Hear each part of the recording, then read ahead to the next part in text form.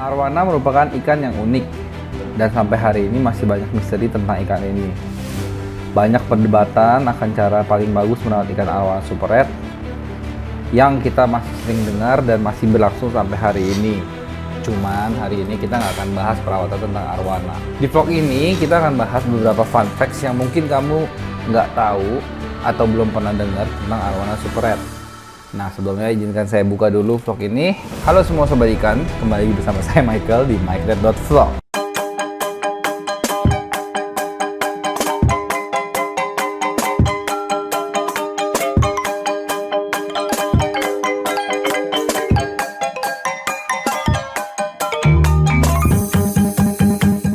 Fun facts yang pertama adalah kebenaran mengenai apakah arwana super red sudah tidak ada lagi di alam atau masih ada.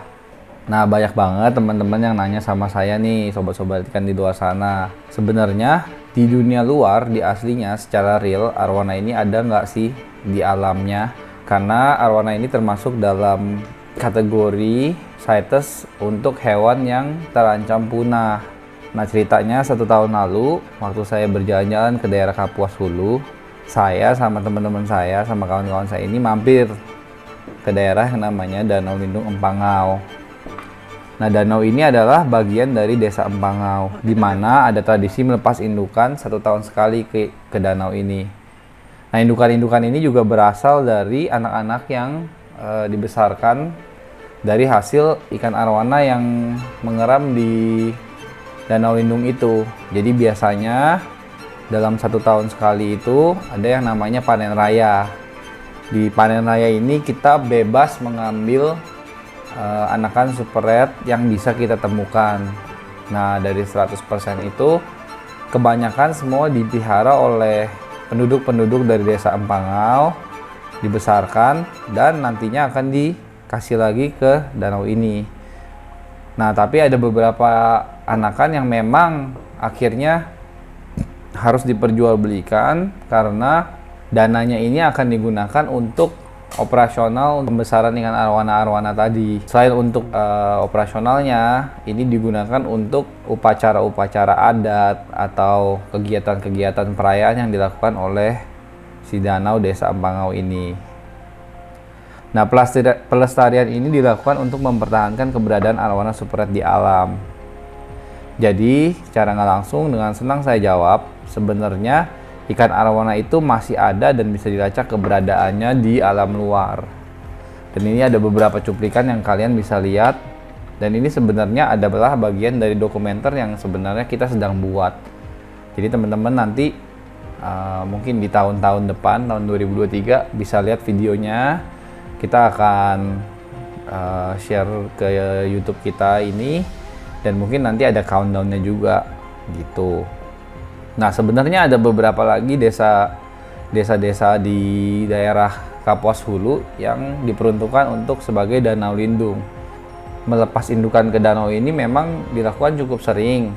Nah, waktu itu memang awal-awalnya indukan yang dimasukin itu memang udahlah indukan yang udah tua dan mungkin bisa dibilang akhir dari kolam-kolam yang ada di Pontianak. Nah, pas kita masukin yang umur segitu, itu tuh ada beberapa yang langsung mati karena mungkin tidak terbiasa dengan iklim atau kondisi di danau lindungnya itu. Karena dia biasa dipelihara di penangkaran, ya mungkin sifatnya agak berbeda. Cuman kalau misalnya indukan-indukan yang dibesarkan sendiri di desa-desanya masing-masing dan kelahirannya memang langsung dari danau, itu biasanya survive. Nah, saya akan bicara fun fact kenapa memang sebenarnya arwananya mahal dari mungkin perspektif pengembang biak dan juga perspektif kita sebagai kita ngomongnya apa ya, kita tukang cari arwana gitu loh. Misalnya kita kita penghobi yang memang suka ngumpulin arwana. Jadi ada 2 aspek dulu ya. Nah, arwana mahal itu ada kaitannya keras dengan tingkat produktivitas pastinya. Jadi kalau misalnya di kolam-kolam itu kita harus tahu dulu, memang sekarang banyak banget yang menangkarkan arwana. Tapi kita juga harus tahu sebenarnya arwana itu tingkat keberhasilannya dan menghasilkannya itu berapa banyak gitu loh. Nah, tapi alasan yang pertama itu bukan karena kualitas atau jumlah yang arwana yang lahir sebenarnya. Karena kalau teman-teman mau tahu, induk arwana itu butuh umur yang cukup tua untuk berkembang biak. Jadi, kalau teman-teman tahu, MyCraft sendiri juga lagi berusaha untuk membuat penangkaran, dan memang kita udah melakukan sebanyak-banyaknya studi banding ke farm-farm, ke tempat-tempat penangkaran yang ada di Hulu, yang ada di Pontianak, yang ada di Jakarta, yang ada di Bogor, dan segala macamnya. Nah, salah satunya kita juga pernah jalan beberapa kali ke farm yang namanya One Red, teman-teman juga udah pasti tahu. Nah, sebenarnya induk yang baik itu adalah kalau untuk di daerah Jakarta dan sekitarnya, di Bogor itu, induk yang baik adalah indukan jantan yang memiliki umur minimal 6 tahun biasanya. Nah, kalau untuk betinanya sendiri di umur 4 tahun. Jadi biasanya itu betinanya itu baru mulai hamil atau baru mulai ada telurnya itu di umur 4 tahun. Nah, setelah induknya ada proses selama 6 tahun itu, proses pengeraman anakan SR itu juga dilakukan cukup lama ya teman-teman ya. Jadi proses pengeraman itu ada yang namanya nanti kita panen muda sama panen tua. Nah, untuk yang panen muda itu sendiri sebenarnya itu kita bisa lakukan di 14 hari. Cuman biasanya itu baru telur dan ikannya baru setitik doang. Nah, ini kurang lebih footage-nya. Nah, kalau untuk panen tua itu biasa kita lakukan di 45 hari ke atas. Biasanya ini panennya udah panen ikan berenang dan telurnya memang udah tinggal dikit banget. Jadi secara garis besar pengeramannya prosesnya itu butuh waktu sekitar 1,5 bulan sampai 2 bulan baru ikan-ikannya itu bisa dibilang menjadi ikan arwana yang seutuhnya. Nah, selanjutnya kalau kita udah nunggu lama, ngeremnya juga lama, kita juga harus tahu sebenarnya telur arwana itu bisa berapa banyak yang dipanen yieldnya. Jadi kalau di daerah-daerah Bogor sini memang kebetulan untuk pengeraman ikan arwana itu biasanya ada di angka belasan sampai 30 ekor aja gitu. Nah, kalau untuk di Hulu, di Pontianak dan sekitarnya saya pernah lihat ada yang 50 ekor, ada yang 70 ekor. Paling banyak yang pernah saya lihat itu 74 ekor. Nah, biasanya arwana itu 1 tahun itu ada 2 kali musim panen biasanya. Nah, jadi kalau misalnya teman-teman punya 10 kolam, kita anggap 10 kolam dengan indukan 20 ekor, itu berarti teman-teman akan ada 200 indukan. Nah, dari 200 indukan itu, karena 2:3 ya teman-teman akan punya 80 jantanan. Jadi kalau kita anggap setengahnya berhasil mengeram, dikali 30-an, jadi sekitar 2000 ekor. Itu secara teori. Tapi yang terjadi adalah biasanya kita punya 10 kolaman dengan induk 200 itu kita akan panen di angka sekitar 500 sampai 1000 ekor. Gitu. Nah, jadi kalau dari segi pengembang biak itu memang butuh waktu yang lama, butuh effort yang lumayan besar, karena kalau kita ngegali kolamnya, kita bikin tempat-tempatnya itu mungkin bisa mencapai duit miliaran rupiah gitu untuk hanya kolamnya jadi gitu. Nah, kalau dari segi hunter atau dari segi penghobi, biasanya nggak semua ikan super red itu akan jadi yang super grade. Kita harus tahu dulu. Di mana-mana di semua hobi ikan hias itu biasanya akan ada ikan-ikan dengan grade yang lebih standar atau bahkan akan ada yang reject. Nah, biasanya karena saya udah sering gedein ikan, saya bisa rumuskan kalau ikan yang bagus itu biasanya 10% sampai 20%. Nah, yang 50% itu nanti ikan yang grade-grade oke aja, nggak sampai bagus, nggak nyampe jelek. Nah, yang 30% itu mungkin di yang standar dan yang reject. Jadi kalau misalnya kita ngomong kita punya 30 ekor anakan dari satu indukan ngerem, di 20%-nya kita hanya mendapatkan 6 ekor aja. 6 ekor yang terbaik. Nah, dari 6 ekor itu kita gedein, kita butuh skill dan segala macamnya. Belum tentu 6-6-nya bertumbuh seperti yang kita inginkan gitu loh.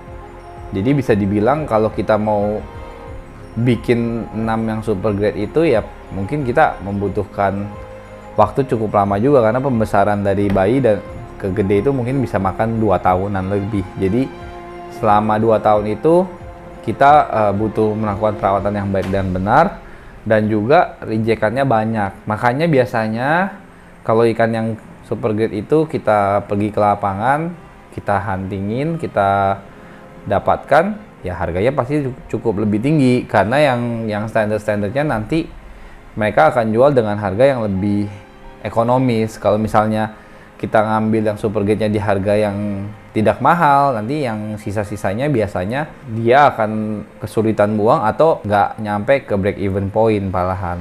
Nah, hari ini yang terakhir yang kita akan bahas adalah ikan arowana super ini sebenarnya adalah ikan-ikan yang sangat teritorial. Nah, pernah dengar nggak sih arowana makan tankmate? Atau bahkan arowana bisa makan temennya sendiri atau bunuh temennya sendiri di satu tank? Nah, itu sebenarnya karena emang arowana ini sifatnya tuh teritorial dan memang termasuk klasifikasi ikan predator. Jadi jangan kaget kalau suatu hari dia bisa makan tankmate-nya. Bahkan kalau tankmate-nya lebih besar pun dia akan lukain sampai ikan itu mungkin agak sekarat dan dia akan coba masukin ke dalam mulutnya tuh. Dan nggak sedikit ikan arowana yang mencoba makan ikan yang lebih besar dan akhirnya nggak bisa masuk ke mulutnya. Nah, saya ada cerita juga pengalaman saya. Ada beberapa arowana yang saya besarin dari asal yang berbeda-beda nih. Jadi dari indukan yang berbeda-beda. Nah, biasanya kalau rame-rame itu ikan arowana itu cenderung dengan teman-temannya yang dari satu induknya. Nah, ini saya dari indukan yang berbeda-beda selama 1 tahun. Nah, kebetulan kita juga mau siapin indukan kan, jadi kita jadiin satu komteng. Nah, arowananya ini kurang lebih sekitar 40 cm dan saya masukin bak fiber. Ternyata dalam waktu 2 hari aja ada ikan yang terluka parah sampai ekornya itu nggak ada, bahkan sampai dagingnya kelihatan. Jadi ini footage-nya. Jadi sobat ikan bisa lihat arowana-arowana yang menjadi alfanya itu bakal langsung gebukin sisa-sisanya. Nah, misalnya alfanya diambil, dia akan muncul alfa baru lagi. Jadi memang seni menggabungkan arowana ini juga akan ada ilmunya ya teman-teman ya. Nah, ini teman-teman bisa lihat terutama yang ini layar bawahnya sama ekornya hancur-hancuran. Nah, ini yang bisa kita lakukan ya, kita tetap obatin dan kita harus buat lukanya mengering. Kalau saya pakai obat yang namanya tetracycline. Selama 3 hari dia udah ngering sendiri dan bakal tumbuh lagi. Nah, setelah alfanya diangkat, kan tadi saya bilang akan ada alfa baru. Nah, setelah ini diangkat, ada kejadian lagi hal yang mirip. Nah, ini adalah ikan kedua yang menjadi korban. Nah, makanya teman-teman tuh kalau mau bikin community tank dan segala macamnya itu harus konsultasi sama orang-orang yang mungkin agak sedikit lebih paham. Nah, kemarin itu memang kita agak terburu-buru dan memang nekat-nekatan karena kita butuh tanknya juga untuk ikan yang bakal datang. Nah, makanya saran saya kalau misalnya kita mau pelihara community tank, coba dipikir-pikir masalah penempatannya, asal ikannya, sizingnya, dan segala macamnya, dipikir matang-matang sebelum menggabungkan ikan arowana di wadah yang tidak terlalu besar dan memang dari asal yang berbeda-beda. Nah, mungkin hari ini 3 fakta yang saya akan bahas ini dulu karena masih banyak hal bahasan yang mungkin kita bisa bahas. Nah, kalau teman-teman suka dengan video format yang kayak gini, mungkin teman-teman bisa komen di bawah. Kalau teman-teman punya ide juga, teman-teman bisa komen juga di bawah tetap. Nah, kita terima kasih udah didukung terus sampai 36.000 lebih subscribernya, mungkin hampir 37.000. Kita sekarang aiming for 50.000. Teman-teman bantu terus like, comment, and share video ini karena semua itu gratis. Terima kasih udah nonton Mike Redor Vlog. Sampai jumpa di episode berikutnya.